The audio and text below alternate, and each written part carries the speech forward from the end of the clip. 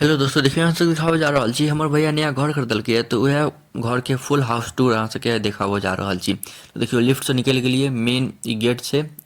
आ इम्हर देखियो हमर भैया भाभी के नाम लिखल छै। अब चलू अंदर चलै छी। देखियो अंदर आबि गेलिए, ई मेन हॉल छै। ठीक छै, ई देखियो एतऽ बालकनी से कते बढ़िया नजारा इम्हर के एक नंबर छै। अब इम्हर देखियो एते बड़का हॉल छै, पंखा वंखा सब लागल छै एक नंबर, और रिमोट कंट्रोल वाला पंखा सब छै। आ इम्हर ओपन किचन छै, एहिमे अहाँ किचनके फेर बन्दो करबा सकै छी अपन अथी कऽ कऽ, खर्चा कऽ कऽ। ई देखियो एगो रूम ई छै, 3 BHK छै घर।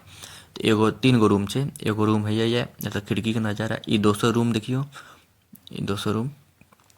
इम्हरो देखियो ये बालकनी इम्हरो छै, इम्हरो के बालकनी के नजारा। ठीक, आ ई देखियो एहिसँ अटैच लेट्रिन बाथरूम छै सेहो।